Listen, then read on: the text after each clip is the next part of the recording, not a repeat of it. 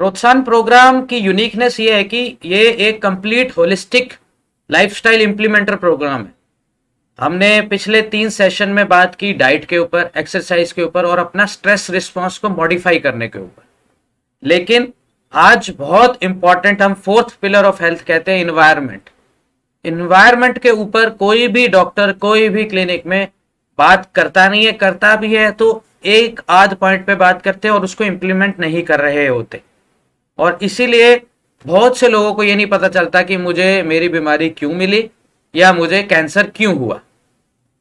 तो आज का सेशन इसीलिए इंपॉर्टेंट है और इसीलिए ये इतना इंपॉर्टेंट होलिस्टिक अप्रोच हम अपनाते हैं प्रोत्साहन प्रोग्राम में। उसके बिना हम बीमारियों को ना रिवर्स कर सकेंगे ना ठीक कर सकेंगे, बिकॉज इन्वायरमेंट के फैक्टर्स को लेके ही हमें जो है हमारी maintaining cause of the disease, मतलब जिसकी वजह से हमारे डिजीज मेंटेन रहती है, वो मिलते हैं।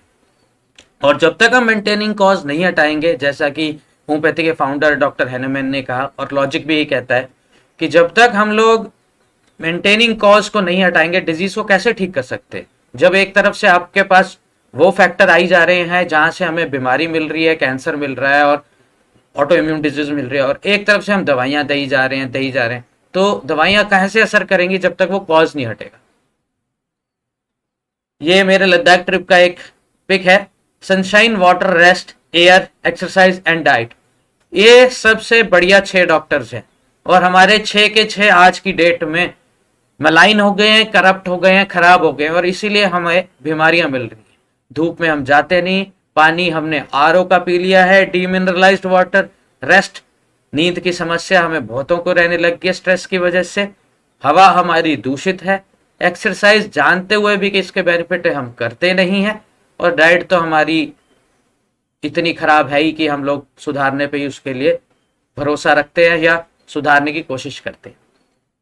बट आपने कभी सोचा आप इन्वायरमेंट से इंटरेक्ट कैसे करते हो, किस तरीके से आप इन्वायरमेंट से रिएक्ट करते हो या इंटरेक्ट करते हो, वो क्या क्या तरीके हैं जिससे आप इंटरेक्ट करते हो। तो मोस्टली आप कैसे इंटरेक्ट करते हो, आप इंटरेक्ट करते हो through your skin and mucus membrane, जो बहुत इंपॉर्टेंट सोर्स है जहां से हमें इन्वायरमेंट के फैक्टर्स एब्जॉर्ब भी होते हैं, या हम स्किन एक बैरियर की तरह यूज करते हैं बॉडी की, हम इससे बहुत सारे इन्वायरमेंटल फैक्टर्स, बीमारियों पैदा करने वाले फैक्टर से बचा सके, उनको एंटर करने से रोक सके। सेकंड, हमारी सांस लेने की प्रक्रिया, रेस्पिरेटरी सिस्टम, कि हम जो सांस ले रहे हैं बार बार और छोड़ रहे हैं उसके थ्रू हम इन्वायरमेंट से इंटरेक्ट करते हैं। And third, the most important one is हमारा एलिमेंट्री कैनाल, यानी कि डाइजेस्टिव सिस्टम। जितनी बार आप खाना खा रहे हो उतनी बार अपने आप को आप एनवायरनमेंट से रिएक्ट कर रहे हो, और इसमें ही सबसे इंपॉर्टेंट पार्ट है जिसको हम कहते हैं गट माइक्रोबायोम, जिसको किसी भी मेडिकल स्कूल में पढ़ाया नहीं जाता। तो ये 3 बेसिक जगहें हैं जहां से हम एनवायरनमेंट से हमारी बॉडी इंटरेक्ट कर रही है, और इन्हीं तीनों के सोर्सेस आज हम डिस्कस करेंगे। करते क्या है ये सारे फैक्टर्स जो हमें आ रहे हैं, जैसे इन्वायरमेंट से टॉक्सिन्स आए, इन्वायरमेंट से जीनो एस्ट्रोजन आए, इन्वायरमेंट से एंटीबायोटिक्स जो बिना लिए, जिसे जीनोबायोटिक्स कहते हैं, जो हमारी डाइट के थ्रू आए, इतने सारे इमल्सिफायर्स, इतने सारे जो है फ्लेवरिंग एजेंट्स, प्रिजर्वेटिव्स। ऐसा थोड़ा है कि एक जूस जो आप घर में बनाते हो शाम तक कड़वा पड़ जाता है ऑरेंज का, और ये डब्बा बंद इतने महीनों तक दुकान पे पड़ा है, आपके पास भी आता है और आप पी सकते हो, ऐसा क्यों है? तो ऑफकोर्स उसमें कुछ तो मिलाया जा रहा है ना, भले ही ये नाम के लिए अपने आप को रियल बोलते हैं, कुछ रियल नहीं है इसमें, सब कुछ मिलाया। आज इसी मुद्दे पे हमने बात करनी है। और करते क्या है, ये सारे जो हमें धीरे धीरे हम ये इन्वायरमेंट से हमारे फैक्टर्स आते हैं, ये केमिकल, ये एजेंट्स धीरे धीरे हमारे माइटोकॉन्ड्रिया के डीएनए को डैमेज करते हैं या हमारे न्यूक्लियर डीएनए को भी डैमेज करते हैं। उससे उनमें म्यूटेशंस होती हैं, म्यूटेशंस होने से हमारे नए सेल जो बेहतर बनने चाहिए वो बीमार रूप से बनते हैं, वो नए सेल बीमार होने की वजह से हमें बीमारी मिलती है। चाहे आप उसको कोई भी नाम दे लो, कैंसर ले लो, ऑटो इम्यून डिजीज ले लो, डायबिटीज ले लो, कुछ भी ले लो। तो इस माइटोकॉन्ड्रिया के डैमेज को जब तक हम रोकेंगे नहीं, रिवर्स नहीं करेंगे, हम बीमारियों से नहीं बच सकते। अब सबसे पहले हम बात करेंगे सबसे इंपॉर्टेंट फैक्टर जो हम पैसे दे के इन्वायरमेंट से जहर ला रहे हैं। हम आज 3 बेसिक बातें करेंगे जिसमें कुछ चीजें हमारे हाथ में है जो हम पैसे लेके ला रहे हैं, खरीद के बीमारी, कुछ जो हमारे हाथ में नहीं है बट फिर भी वहां भी हम चेंजेस कर सकते हैं, उसको सुधार सकते हैं। जीनो एस्ट्रोजन ये वो तत्व होते हैं जो नॉन बायोडिग्रेडेबल, जैसे हमारा प्लास्टिक है ना, ये बायोडिग्रेडेबल नहीं है, 800 से 1000 साल लग जाते हैं इसको गलने में। सिमिलरली ये जीनो एस्ट्रोजन हमारे फैट टिश्यू में जाके स्टोर हो जाते हैं। इनकी हाफ लाइफ बहुत बहुत लंबी है, कुछ की तो इतनी लंबी है कि एक नॉर्मल इंसान की जिंदगी से भी लंबी है।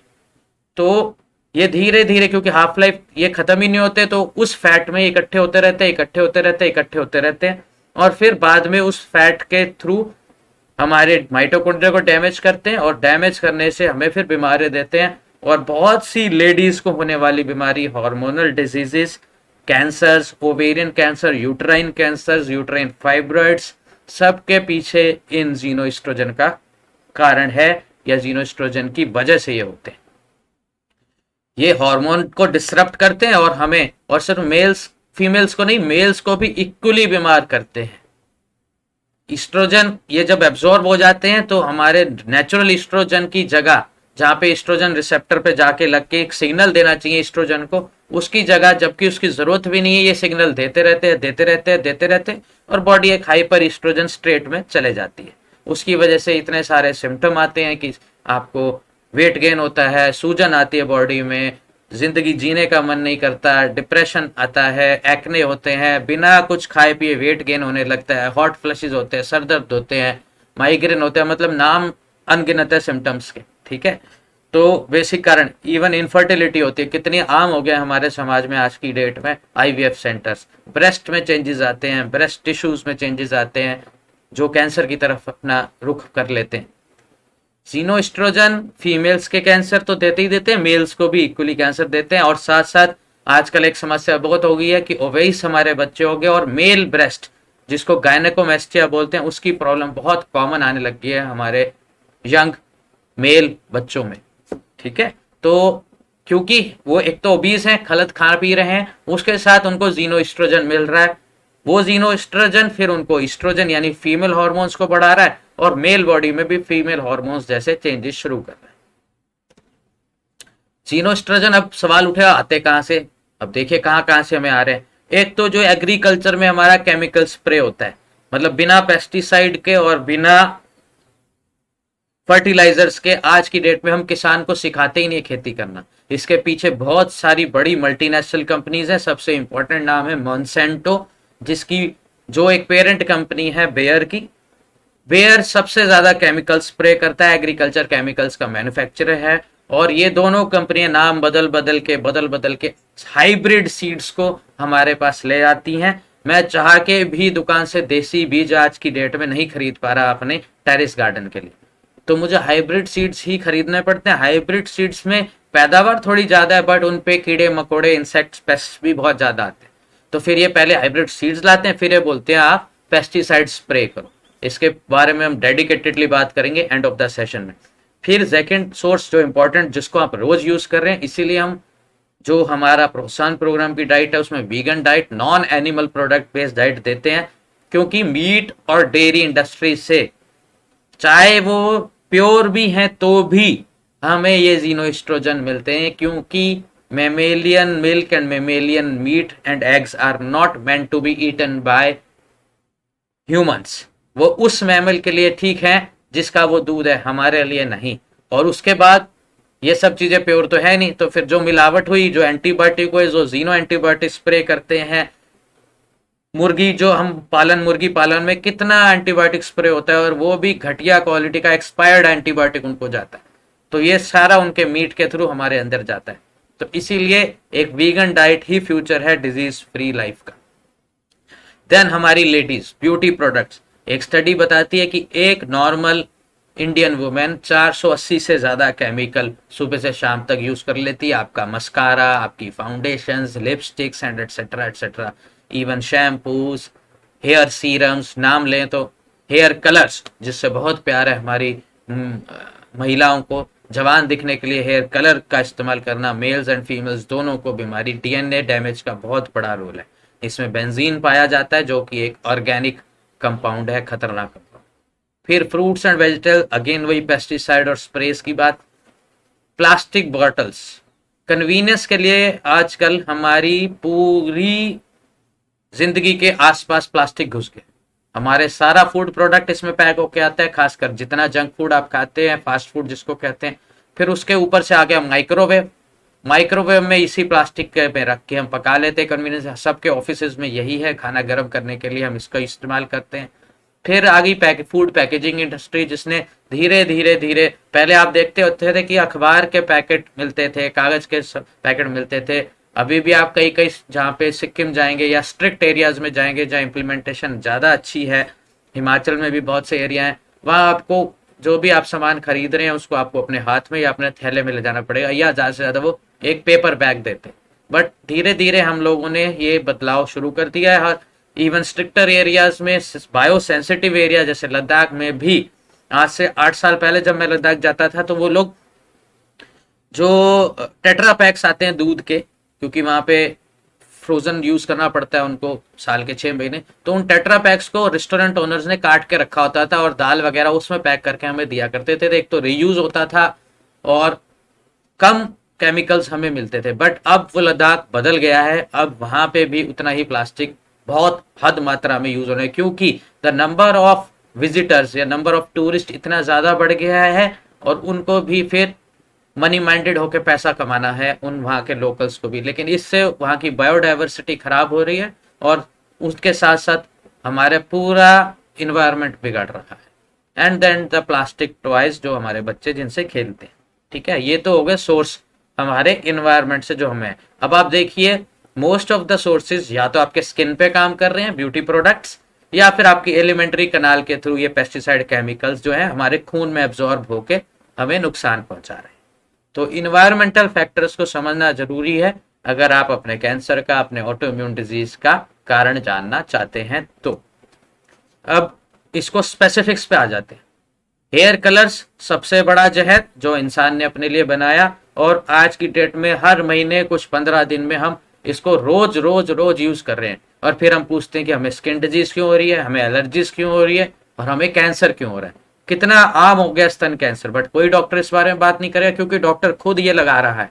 वो किस हक से वो अपने पेशेंट को मना करे, है ना। आपकी गायनेकोलॉजिस्ट, आपकी सारी डॉक्टर्स, इवन ऑन्कोलॉजिस्ट इसको यूज करते जा रहे हैं, और फिर किस हक से आपको बोलेगा कि भाई मत लगाओ। और ये कितनी स्टडीज पब्लिश हो गई है कि हेयर कलर्स जो है ब्रेस्ट कैंसर को बढ़ावा देता है और भी कैंसर्स को बढ़ावा देकर। आज का अजीब सा जमाना है, जो जवान लोग हैं उनको हाईलाइट कराने हैं, मतलब जिनके बाल काले हैं उनको सफेद कराने हैं, और जो बुढ़े हैं जिनको सफेद है उनको काले करने। मतलब समझ नहीं आ रहा हम कितनी कंफ्यूज्ड एज ए जनरेशन हो गए हैं कि हमें करना क्या, चाहते क्या हैं हम अपने आप से। और फिर इसी कंफ्यूजन में हम इतनी सारी बीमारियां पैसे देके इन मल्टीनेशनल कंपनीज को खरीद के लाते हैं। अनदर स्टडी जो सेम बात प्रोड्यूस बताती है।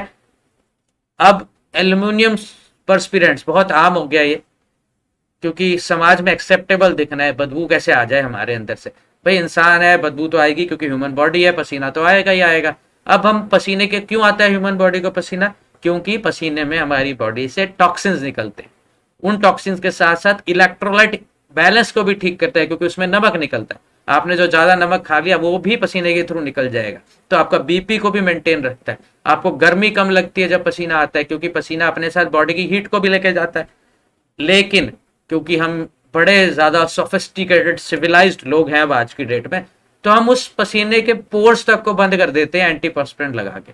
तो एक तो बॉडी से टॉक्सिन नहीं निकले, तो बॉडी में वो टॉक्सिन इकट्ठे होते रहे, जिसकी वजह से हमें स्किन डिजीज, एक्ने, बहुत सारी प्रॉब्लम्स हुई। और वो टॉक्सिन इकट्ठा होगा तो फिर कार्सिनोजन भी बनेगा। उसके साथ साथ सभी एंटीपर्स्पिरेंट्स में एल्युमिनियम पाया जाता है, एल्युमिनियम हाइड्रोक्साइड या एल्युमिनियम के दूसरे सॉल्ट। ये एल्युमिनियम क्या करता है, ये एल्युमिनियम सबको पता है कि ये नॉन कार्सिनोजन है, डीएनए डैमेज करता है, हमारी नर्व्स को भी डैमेज करता है। जिस जमाने में एल्युमिनियम के ही बर्तन यूज हुआ करते उस समय एक पुरानी टर्म है टेबस डॉर्सेलिस, यानी कि सॉफ्टनिंग ऑफ द स्पाइन बोलते थे हम। उनको स्पाइनल कॉर्ड की प्रॉब्लम होती थी और एक ग्रेजुअल स्लो ऑनसेट वाला पैरालिसिस हुआ करता था। तभी धीरे धीरे हम लोगों ने एल्युमिनियम के बर्तनों का इस्तेमाल करना कम किया है समाज में, यही कारण था। और यही एल्युमिनियम हमारे एंटीपर्समेंट के थ्रू हमें रोज मिल रहा है। कहाँ पे, सीधा हमारी एक्सिला में, जो बिल्कुल ब्रेस्ट के साथ है।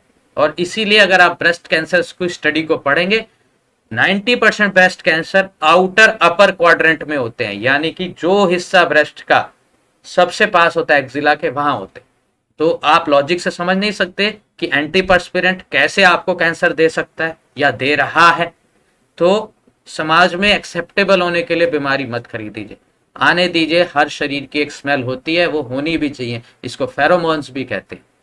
लेकिन अगर आपकी डाइट में आप सुधार करेंगे, पानी ज्यादा पिएंगे, तो आपके शरीर में से टॉक्सिन खुद ही कम प्रोड्यूस होंगे और उसी वजह से आपकी बॉडी फैट कम होगा जब, तो आपकी स्मेल भी खराब नहीं आएगी। एक एक्सेप्टेबल स्मेल या नॉर्मल पसीना ऑर्डरलेस होता है जब हेल्दी बॉडी से निकलता है।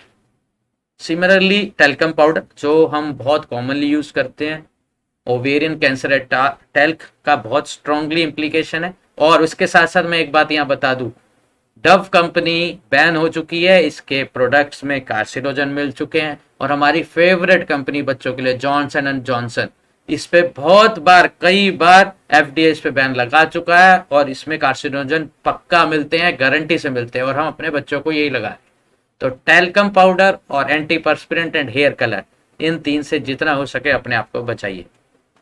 उसके अलावा प्रिस्क्रिप्शन ड्रग, जो रोज की दवाइयां आप खाते हैं, आपके पेरेंट्स, आपके फैमिली मेंबर्स पैन डी से दिन शुरुआत करते हैं, WHO के पेज पे लिखा हुआ है कि पैन डी में कार्सिनोजन पाए गए। उसके अलावा ऑल सार्टन सॉल्ट, टेलमी सार्टन, जो रोज बीपी कम करने के लिए हम लोग ले रहे हैं, हम उस तरीके में काम नहीं कर रहे, उस लाइफस्टाइल को सुधारने में काम नहीं कर रहे जिससे हमारा बीपी कम हो जाए। हम सिंपल का बीट रूट रोज नहीं खा पा रहे जिसमें नाइट्रोजन ऑक्साइड है, जिससे हमारी ब्लड वेसल्स डायलेट होती हैं और शायद बीपी कम हो जाए, बट हम ये गोलियों पे आ जाते हैं, डॉक्टर भी हमें। दूसरा एंटी डिप्रेसेंट्स, जिसके बिना लोगों को नींद नहीं आती, इनमें भी नॉन कार्सिनोजन है। और आजकल समाज में कितना कॉमन हो गया कॉन्ट्रासेप्टिव पिल्स, इमरजेंसी कॉन्ट्रासेप्टर, जिसने आपके हमारे की एक तरह से एक फीमेल लिबरेशन का इंडिकेटर मानते हैं, बट मैं उसको मानता हूँ unprotected sex, multiple sex partner से लोग करते हैं या इस तरह के लाइफस्टाइल को जीते हैं, और फिर रोजमर्रा ये लगातार अपने हार्मोन्स को बिगाड़ने वाली गोली खा के बीमारियों को अपने घर लाते। और उसके अलावा डायबिटीज की दवाइयाँ, वैक्सीन्स, जिसपे हम पहले ही बहुत चर्चा कर चुके हैं, और इम्यूनोसेप्रेसिव थेरेपी जो ऑटो इम्यून डिजीज में यूज होती है, ये सब आपकी माइटोकॉन्ड्रिया को डैमेज करके लगातार इस्तेमाल के बाद आपको कैंसर दे सकती है। तो समझ लीजिए जो सुबह उठ के एक गैस की गोली आप लोग खाते हैं कितनी खतरनाक है। यही एफडीए कर चुका है, ये बहुत से रिसर्च पेपर इस बारे में छप चुके हैं। ये हमारे टाइम्स ऑफ इंडिया में हमारे गवर्नमेंट ऑफ इंडिया ने बोला था कि एक वार्निंग के साथ आनी चाहिए जितने भी एंटासिड की गोलियां या एसिडिटी कम करने की गोलियां, कि इन पे रीनल डैमेज यानी किडनी फेलियर या स्टमक कैंसर का खतरा, ये लिखा हुआ आना चाहिए, जैसे हमारे सिगरेट के पैक्स पे आता है। लेकिन आज तक आपने देखा होगा कभी नहीं आ रहा है। ये लॉबीज हैं, ये ऐसा होने नहीं देंगे। ये WHO की वेबसाइट पे जो जो मैंने दवाइयों के नाम बताए हैं सब के सब यहाँ मेंशन्ड है, आप खुद भी अपनी रिसर्च कर सकते हैं। देन अगेन अनदर स्टडी, वही रेनिटिडिन में कैंसर होता है, एंड दे से कि it's just a tip of iceberg. जैसे जैसे हम और दवाइयों के मॉलिक्यूल्स के बारे में पढ़ेंगे हमें पता चलेगा कि कोई भी दवाई सेफ नहीं है, इस बात को समझ लीजिए। एक सिंपल सी पैरासिटामोल खाने में भी हिपैटोटॉक्सिसिटी का खतरा है, यानी लिवर डैमेज का खतरा है। फिर आर्टिफिशियल ज्वेलरीज एंड कैंडल, जो आजकल हम घरों में इंसेंस कैंडल यूज करते हैं, घर में खुशबू आनी चाहिए, आपके मॉस्किटो रिपेलेंट्स, देन ओडोनिल, जो ऑर्डरलेस जो भी टैबलेट्स आती हैं, ये सब फ्यूम्स क्रिएट करती है जिससे बहुत सी एलर्जीज तो होती है, अस्थमा भी हो सकता है, और उसके साथ साथ ये कार्सिनोजन भी है।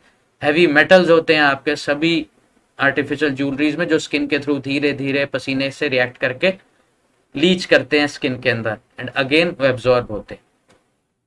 प्लास्टिक बॉटल्स एंड टॉयज, जीनोएस्ट्रोजन जो है कहाँ से आए, ये सब तो हमने पता कर ही लिया। उसके अलावा सिंथेटिक केमिकल्स जो हमारे एग्रीकल्चर में स्प्रे हुआ, उसके अलावा इस स्प्रे को शायद हम ना रोक पाए कुछ हद तक।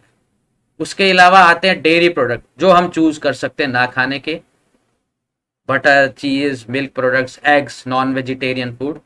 तीसरा हमारा प्रोसेस्ड फूड, जो पैकेज प्रोसेस्ड फूड हम खा रहे हैं आज, उन सब में जीनोएस्ट्रोजन है। Food additives, food preservatives, emulsifier, colours, सब में।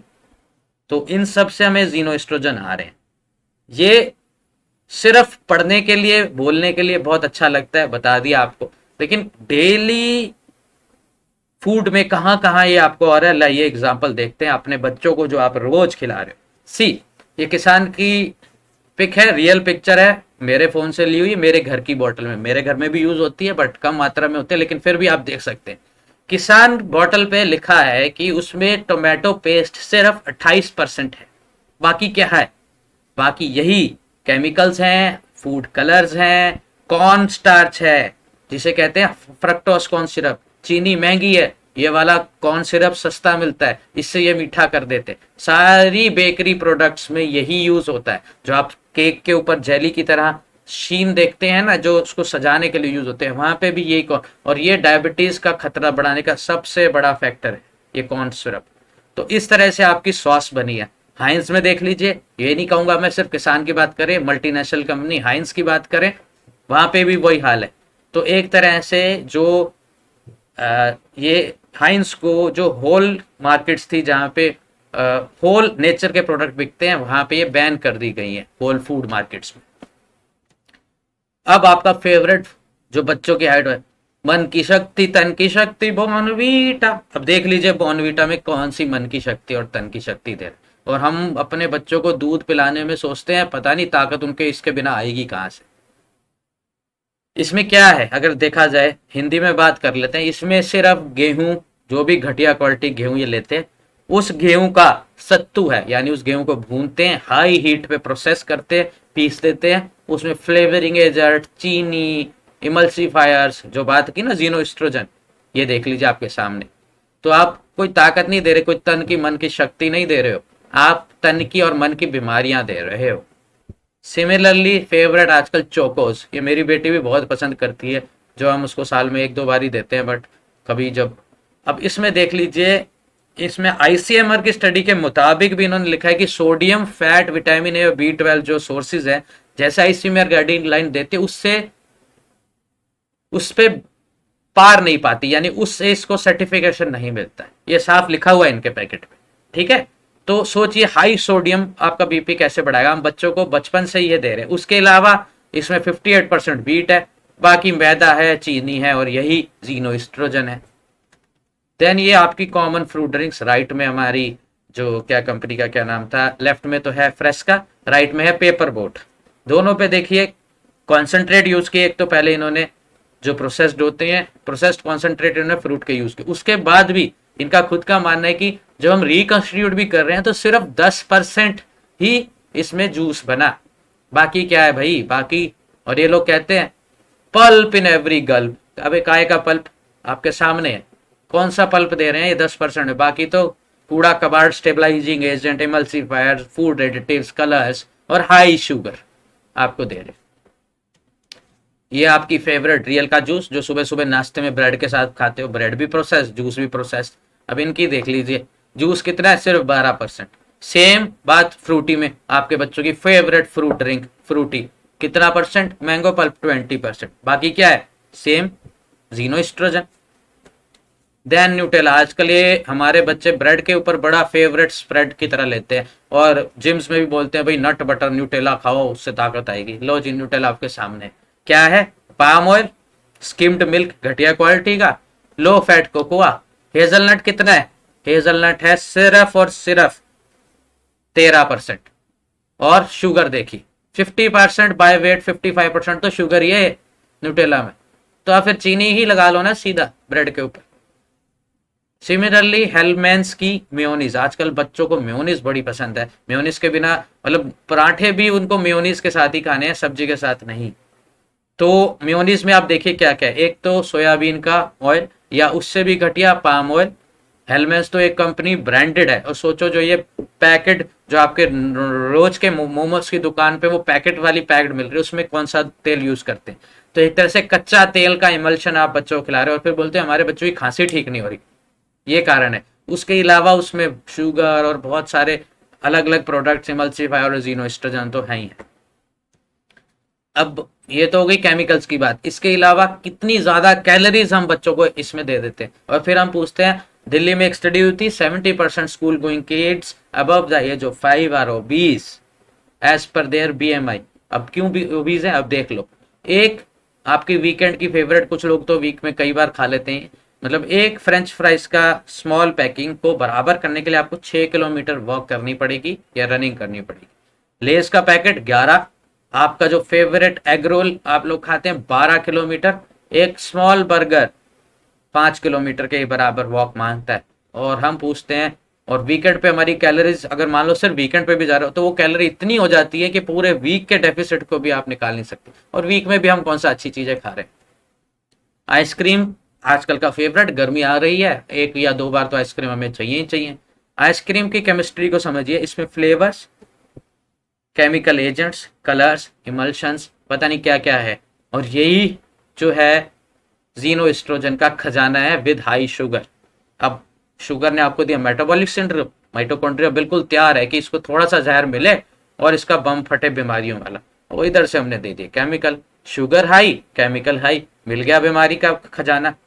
यही सभी प्रोडक्ट्स में जो रोज आप यूज कर रहे हैं। और शायद इसीलिए बास्किन रॉबिन्स के मालिकों ने अपने सारे शेयर बेच दिए, कंपनी को शन कर दिया और खुद एक वीगन रॉ डाइट लेना शुरू कर दिया। इसके बारे में उन्होंने लिखना शुरू किया और अपनी भी और दूसरों की बीमारियों को कम करना शुरू किया। दोबारा से समराइज कर ले कहां कहां से जीनोएस्ट्रोजन आए। अब आपका सवाल होगा, लेकिन ये तो नेक्स्ट टू इम्पॉसिबल है कि हम इतने केमिकल से अपने आप को बचा लें। बिल्कुल सही बात है आपकी, मैं भी इस बात से अग्री करता हूं कि आज के समाज में हम केमिकल से अपने आप को बचा ले, ये तो बहुत ही इम्पॉसिबल है। लेकिन हम एटलीस्ट हमारी चॉइसेस को बदल के पैसा दे के तो बीमारी घर ना लाए। हेयर कलर हैं, कुछ अननेसेसरी चीजें हैं, बिना बात के फ्रूट जूस हम घर में निकाल के बच्चों को फ्रूट ही खिला दे जूस की जगह।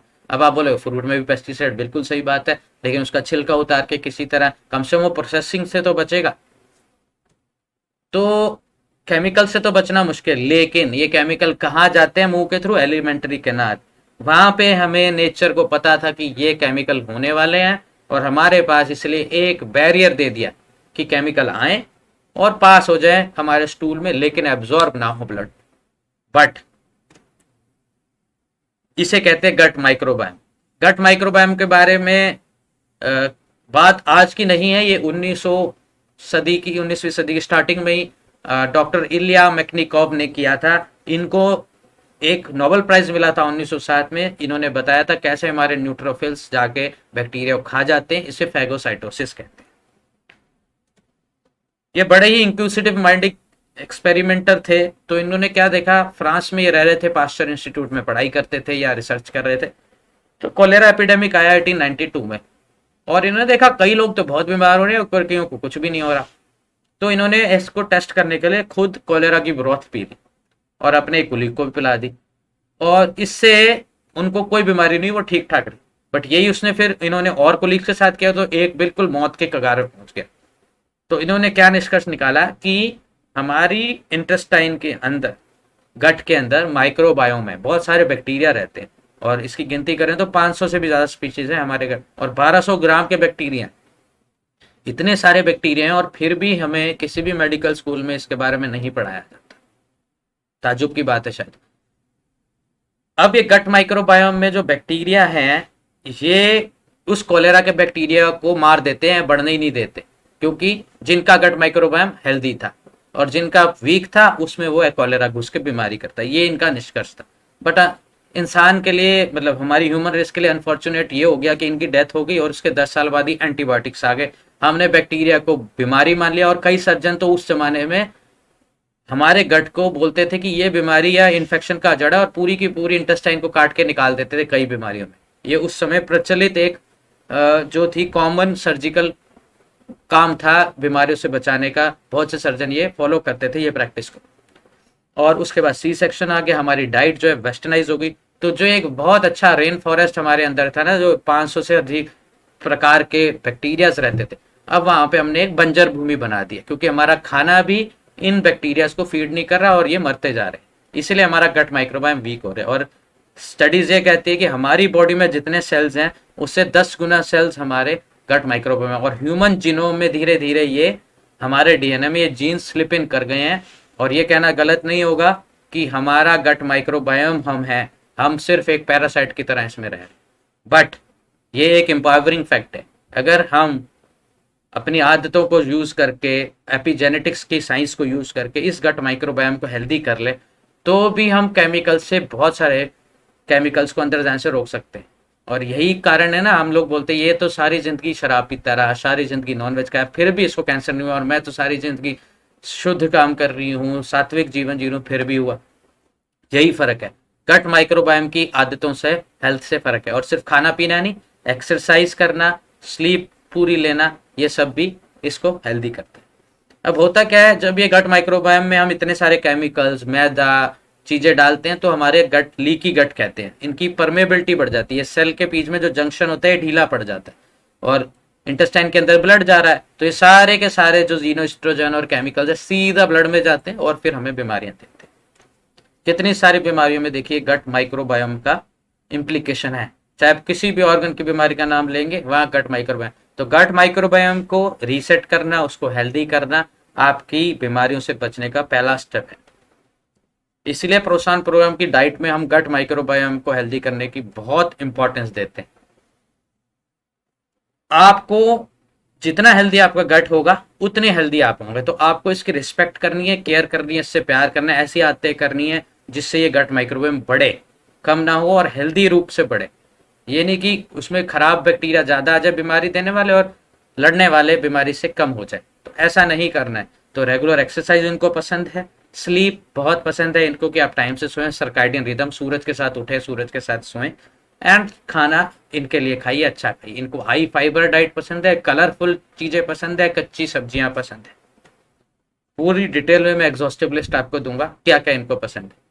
ये चीजें इनको खराब करती है, glucose, high sugar, high fructose, जो मैंने बोला ना अभी, कॉर्न सिरप, जो सभी आपके प्रोसेस्ड फूड में डाला जा रहा है, सभी बेकरी आइटम्स में डाला जा रहा है। देन इथेनॉल, अल्कोहल का ज्यादा use, bile acid, bile acid जो एसिडिटी हमें प्रोड्यूस करते हैं, यानी हाई फैटी मील जब हम खाते हैं तो बाइल सॉल्ट ज्यादा आते हैं। देन इमल्सीफायर, जो हमारे खाने में मिलाए जा रहे हैं केमिकल्स, ये सब इन जंक्शंस को खराब करते हैं इंटेस्टाइन के, और हमारी गट परमेबिलिटी को बढ़ाते हैं, ताकि ये केमिकल अंदर चले जाएं और हमें बीमारियां दें। क्या इनको बचाते हैं? फाइबर, यानी कच्ची सब्जियां, क्रूसीफेरस वेजिटेबल्स, ब्रोकली जिसमें फाइबर है, जिसको आपको चबाना पड़ेगा, हरे पत्ते, इस एंथोसाइनिन्स, एंथोसाइनिन जितनी भी कलरफुल वेजिटेबल्स है, चाहे आप लाल चौलाई ले लीजिए, बीट रूट ले लीजिए, गाजर ले लीजिए, जिनमें भी रंग दिया ना नेचर ने, वेरियस काइंड्स ऑफ कैप्सिकम्स है जो कलरफुल होती है, इन सब में एंथोसाइनिन्स होते हैं। तो जितने भी रंगीन फल जो नेचर के हैं, फल, पत्ते, सब आप खाएंगे तो आपके गट माइक्रोबायोम को हेल्थ मिलेगी। कंपैरेटिव देख लेते हैं, फाइबर, विटामिन डी, रॉ मील, ट्रिप्टोफैन, ये सब जो हमें प्लांट बेस्ड कलरफुल डाइट में मिलता है, ये हमारे गट के लिए अच्छा है। और जो प्रोसेस्ड फूड में, व्हीट में, इथेनॉल में, इमल्सीफायर्स में जो हमें मिलता है, शुगर में, वो हमारे लिए खराब है। तो अब कंपेयर कर लीजिए दोनों की डाइट। ये एक लिस्ट है जो हमारे गट माइक्रोबायोम के लिए बहुत अच्छी है। ये सारे प्लांट, म्यूसिनस प्लांट्स, जैसे आपका एलोवेरा हो गया, सब्जा सीड्स हो गए, अरबी हो गई, भिंडी हो गई, देन रूट वेजिटेबल्स, हल्दी वगैरह, उसके साथ fermented food, live fermented food, ये बहुत इंपॉर्टेंट है, क्योंकि जब बैक्टीरिया फर्मेंट करता है फूड में, तो वो अपने आप को डिवाइड करता है और कई सारी स्पीशीज बनती है, इसलिए इसका नाम प्रीबायोटिक रखा गया, प्रोबायोटिक नहीं। जो आप बाजार से प्रोबायोटिक या याकुल्ट लेके आते हैं, उनमें सिर्फ एक किस्म का बैक्टीरिया है, तो उसी किस्म के बैक्टीरिया ज्यादा बढ़ जाएंगे, वो भी कोई बहुत हेल्दी आदत नहीं है। हमें पूरे गट माइक्रोबायोम को सभी स्पीशीज देनी है, तो लाइव फर्मेंटेड फूड, सौरक्राउट हो गया, कांजी हो गया, या जो भी फर्मेंटेड फूड जिसको आप पकाते नहीं है, कच्चा खा लेते हैं, वो सब आपको प्रोबायोटिक, प्रीबायोटिक देता है और आपके गट माइक्रोबायोम को हेल्दी करता है। साथ में गार्लिक्स हैं, बनानास हैं, एस्पैरागस है, फ्रूट्स हैं, वेजिटेबल्स हैं, लीफी सीड्स हैं, पंपकिन सीड्स हैं, सनफ्लावर सीड्स हैं, और ड्राई फ्रूट्स आप खाते हैं जो, वो सब, बीन्स हैं। तो ये सब आपके गट माइक्रोबायोम में, इस लिस्ट को याद रखिएगा, ये आपकी डाइट में जरूर इंक्लूड होना चाहिए। तो अब एक तरफ ही आपके फेवरेट नाश्ते हैं, देख लीजिए, अब समझ आ रहा है आपको, आपको रिलेट कर पा रहे हैं कि कैसे ये रोज रोज रोज खा के आपके फेवरेट नाश्ते, जिसको आप सीमिंगली हेल्दी बोलते हो या दिन की शुरुआत करते हो, वो आपके गट माइक्रोबायोम को कैसे डैमेज कर रहा है, और जैसे जैसे डैमेज कर रहा है वैसे वैसे हमें बीमारियां हो रही है। और इसके कंपैरेटिव ये मेरा नाश्ता है, ये मेरी फैमिली का ब्रेकफास्ट रिप्लेसमेंट स्मूदी है। अब इसमें मैंने म्यूसिनस भी डाल दिया, एलोवेरा, सब्जा सीड्स और साथ साथ बहुत सारे पत्ते भी डाल दिए, फ्रूट्स भी एक आध डाल दिया। इसके साथ मैं थोड़े नट्स और ड्राई फ्रूट लेता हूँ तो मेरे दिन की शुरुआत एक तो विटामिन से भरी, शुगर इसमें बहुत लो होती है तो हमें शुगर स्पाइक नहीं देता, और साथ ही साथ हमारे गट माइक्रोबायोम को कितना खुश कर देता है। तो आप समझ सकते हो कैसे हमें शिफ्ट करना है। मैं ये नहीं कह रहा आप पराठे मत खाओ, खाइए, हफ्ते में एक बार खा लो, 2 बार खा लो, डिपेंडिंग कि आप कितनी एक्सरसाइज करते हो। साथ साथ उस गट माइक्रोबायोम से प्यार भी तो करो आप, सिर्फ अपने लिए मत खाइए, अपने इन बैक्टीरिया, इंटेस्टाइन के बैक्टीरिया के लिए भी खाइए। अब बात करते हैं पेस्टिसाइड एंड फर्टिलाइजर। हम शिकायत सब करते रहते हैं, पेस्टिसाइड पेस्टिसाइड पेस्टिसाइड। किसान को मजबूर किसने किया? हम लोगों ने किया। हमें चाहिए बड़ा सा टमाटर, सुंदर चमकदार सा टमाटर मार्केट में है, बड़े बड़े पत्ते दिखे हमें पालक के, तब हम खरीदते। किसकी गलती है? हमारी गलती है। जब किसान सीधा प्रोडक्ट आपके पास दे रहा है जिसमें थोड़े से कीड़े हैं, कोई छेद है, आप खरीदोगे? कभी नहीं खरीदोगे।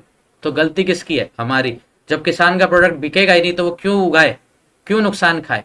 तो सिमिलर बात हो रही है, हमारी गलतियों की वजह से किसान को मजबूरी में डालना पड़ रहा है। दूसरी बात, कंपनीज, मैंने पहले भी बात की, मॉन्सेंटो और बेयर जैसी कंपनियां सीड्स ही ऐसी ले आई हैं हाइब्रिड क्वालिटी जिनको ज्यादा इंसेक्ट्स लगते हैं। फिर वो पहले सीड बेचती हैं, फिर उसके बाद जो है ये केमिकल्स बेचती है, पेस्टिसाइड बेचती है, फर्टिलाइजर बेचती है। अब आपको कोई ताजुब नहीं होना चाहिए कि क्यों किसान हमारे गरीब हो जा रहे हैं, क्योंकि वो मजबूर हो गए हैं, इन बड़ी कंपनियों की कठपुतली बन गए हाथ की। तो इस वजह से हमें ऑर्गेनिक खाने को सपोर्ट करनी चाहिए, ऑर्गेनिक चॉइसेस को सपोर्ट करना चाहिए। हमने भी अपने आप में बदलाव करना है ताकि किसान जो लाना चाहता है कुछ है आज की डेट में तो हम उसको एक्सेप्टेंस दे। और क्योंकि वो वीडीसाइड पेस्टिसाइड यूज नहीं करेगा तो उसकी बहुत सी 10% के करीब क्रॉप जरूर खराब होती है, और दूसरा उसको हाथ से मेहनत करके लेबर ज्यादा यूज करके वीड्स को निकालना पड़ता है। तो ऑर्गेनिक प्रोड्यूस दिखने में शायद थोड़ा छोटा, थोड़ा बदसूरत होगा और वो थोड़ा महंगा भी होगा, बट अपनी चॉइसेस को बदलना शुरू कीजिए। हमें स्टेप उठाना है, शिकायत नहीं करनी। प्रोत्साहन प्रोग्राम एक सॉल्यूशन ओरिएंटेड प्रोग्राम है। हम प्रॉब्लम्स को नहीं तूल देते, प्रॉब्लम्स को अगर तूल देंगे तो हम नेगेटिव हो जाते हैं, हम सॉल्यूशंस की तरफ जाते हैं। मैंने क्या सॉल्यूशन ढूंढा? मैंने अपने छत पे खेती शुरू कर दी, मैंने मिट्टी, अभी आपका पराठा देखो और मेरा पराठा देखो, ये मेथी, ये सरसों मैंने खुद उगाई, ये मिर्ची भी मैंने खुद उगाई जो चटनी में और अचार में यूज हुआ है। तो आपने कितना जीनो एस्ट्रोजन कट के, मैं ये नहीं कहता हम सब कुछ उगा लेंगे, लेकिन कितने परसेंट तक तो हम कम कर सकते हैं ना, कुछ परसेंटेज तो हमारी घटा सकते ही हैं उसमें। और जैसे जैसे घटेगी आप देखेंगे, और आज 3 साल बाद मेरा, अब मैं गलतियां करके सीख रहा हूं और अब मैं सीख गया हूं और काफी हद तक मैं प्रोड्यूस बना पा रहा हूं। ये देखिए गर्मियों में हमारी कितनी सुंदर कद्दू की, करेले की बेलें हुई थी। इसके साथ साथ ये चौलाई है जिसका सीजन है अभी, ये मेरे छत से आती है, ये पूरी सीजन तक हमें हरे पत्ते देती रहती है। इतना मैं कह सकता हूँ कि मैंने 3 साल में अपनी फैमिली के लिए एक भी हरा पत्ता नहीं खरीदा है, ये मैं लिख के दे सकता हूँ। ये देखिए कितना प्रोड्यूस हर हफ्ते हमें इस बार इस सीजन में लेटस ने दिया, ऑलमोस्ट 1.5 किलो लेटस और पत्ते हम हर हफ्ते हार्वेस्ट करते रहे हैं। ये इतने मल्टीपल हार्वेस्ट वाले प्लांट है, यानी कि हर हफ्ते का साग हमारी छत से आया है। सिमिलरली मैंने ऑर्गेनिक मशरूम्स भी उगाने की कोशिश की, क्योंकि मशरूम में फॉर्मेल्डिहाइड यूज होता है और ये ऑयस्टर मशरूम है जो बहुत ही अच्छे माने जाते हैं कैंसर और उसके, ये भी मैंने घर में उगाया। इसके बारे में अलग से वीडियो हमारे चैनल पे है। तारो रूट्स, रूट वेजिटेबल्स कितने अच्छे हैं रूट वेजिटेबल, एक तो इनको कीड़ा नहीं लगता, दूसरा इनको उगाना बहुत आसान है। 1 किलो हमने बोई थी अरबी पिछले साल, आज भी इस साल भी बो दी है, और 10 से 12 बार हमने इनके पत्ते काट के पतोड़ की सब्जी बना ली। और उसके बाद लास्ट में जब हमने हार्वेस्ट की तो उस 1 किलो से 4 किलो बन गई अरबी। तो अरबी भी खाई, अरबी के पत्ते भी कितने फायदेमंद है ये रूट। सिमिलरली हल्दी, सारे साल ये हमें हमारी ग्रीन स्मूदी के लिए पत्ते देते रही, इनके पत्ते में भी कर्क्यूमिन और अदर बेनिफिट्स है, फाइबर तो बहुत है ही है। और फिर लास्ट में हमें 7 से 8 किलो अरबी हमने पैदा कर ली जो पूरे साल हम यूज कर रहे हैं अगले सीजन आने तक। तो थोड़े थोड़े से चेंजेस आप करेंगे। देखिए ग्रीन स्मूदी का मिक्स, अमरंथ का साग और ये तारो लीव्स हमें हर हफ्ते गर्मियों में मिलते रहेंगे। तो आपको थोड़े थोड़े चेंजेस करने हैं, कम से कम 1 नहीं तो 2 मील्स तो हम रिप्लेस कर सकते हैं अपने किचन गार्डनिंग से, बालकनी गार्डनिंग से, या अगर आपके पास जगह कम है तो हम हाइड्रोपोनिक्स, क्राट की मेथड या और भी तरीके हैं जिसको हम यूज करके, हमें सिर्फ सोच बदलनी है, स्टेप तो उठाएं हम। ये देखिए कितनी सारी हर्ब्स मैं अपने छत से ही उगा लेता हूँ, और ये हमारे कुछ दोस्त हमें विजिट करते रहते हैं। आप देखिए कितना सुंदर ये बिल्कुल पत्ते जैसा दिखने वाला जो है मौत हमारे पास आया था, कैटरपिलर्स। ये हमारे, हम इनको दुश्मन नहीं मानते, दोस्त ही मानते। ये तभी आ रहे हैं जब हम पेस्टिसाइड नहीं डाल रहे। इनके साथ साथ बहुत सी मधुमक्खियां आती हैं जो हमें पॉलिनेट करके प्रोड्यूस देती हैं। जब भी आप अपनी सब्जी में ये कीड़े देखें तो समझ लीजिए ये सब्जी में कम पेस्टिसाइड डाला है, ये बेहतर सब्जी है हमारे लिए। तो अपनी सोच को भी बदलिए। और ये सब खेती करने से एक बेनिफिट तो होता ही, आपके बच्चे नेचर के पास हो जाते हैं, उनको भी वैल्यू समझ आती है फूड को वेस्ट नहीं करना और किस तरह की उनको इन्फॉर्म्ड चॉइसेस लेनी है। तो जबरदस्ती हम उनको रोक नहीं सकते, डांट के रोक नहीं सकते। अगर हम अपनी आदतों को बदलेंगे तो हमारे बच्चों की आदतें भी धीरे धीरे बदलती जाएंगी, तो वो अपनी चॉइसेस खुद बनाने लगे।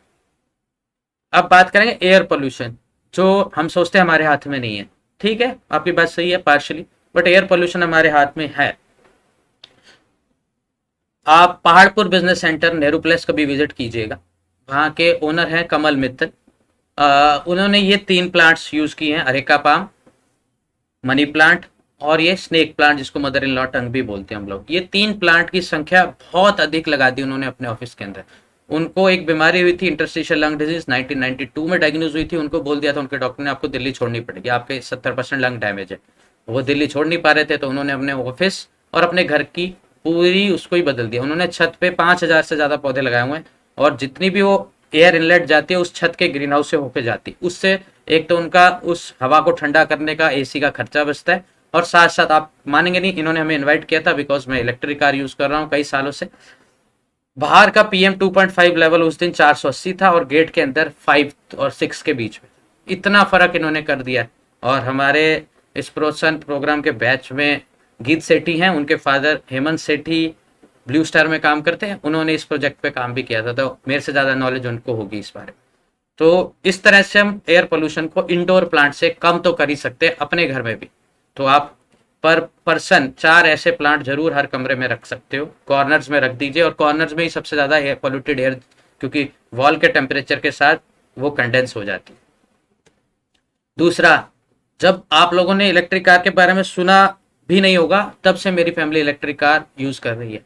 तो चॉइस बदल लीजिए अपने लिए, जितना हो सके डीजल गजलर्स से बचिए, पेट्रोल कार CNG कार्स को कम कीजिए, कोशिश कीजिए आप इलेक्ट्रिक कार्स, इलेक्ट्रिक व्हीकल्स को बढ़ावा दें। और इसके साथ साथ मैं ये भी कहूँगा, इलेक्ट्रिक व्हीकल की सोर्स ऑफ इलेक्ट्रिसिटी भी धीरे धीरे सोलर होती जानी चाहिए, जिस पे हमारी सरकार बहुत काम कर रही है। हमें भी सोचना चाहिए, हमें भी अपनाना चाहिए। जैसे टाटा NDPL और इन लोगों ने अब कुछ स्कीम्स निकाली है, तो इसको अप्लाई करके हमें कोशिश करनी चाहिए।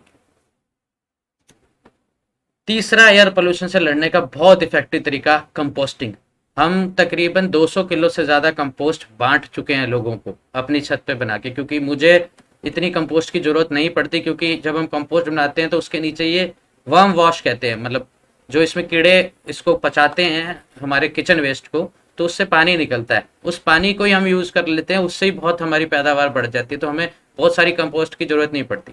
तो हम ये कम्युनिटी वृद्धाश्रम और कम्युनिटी पार्क्स और हमारे जो भी पेशेंट हमें अप्रोच करते हैं या जानकार, उनको हम ये फ्री में बांट देते हैं। तो इससे क्या फ़ायदा होता है, इससे जब आप किचन वेस्ट को पॉलीथीन में बंद करके फेंकते हो ना, तो एक तो जैसे हमारे गाजीपुर और करनाल बाईपास पे वो पहाड़ बन रहा है ना कूड़े का, तो वॉल्यूम बढ़ जाता है कूड़े का। दूसरा, क्योंकि पॉलीथीन के अंदर हवा जाती नहीं है, तो वहाँ पे एनारोबिक ऑक्सीडेशन होती है, उससे मीथेन गैस पैदा होती है। मीथेन गैस क्या है? एक ग्रीन हाउस गैस है। आप कभी रात को जाके देखिए गर्मी के टाइम, ये जो करनाल बाईपास या गाजीपुर, आप देखेंगे वहाँ अपने आप आग लगी होती है और धुआं उठ रहा होता है, तो ये वही मीथेन गैस है जो ये करती है।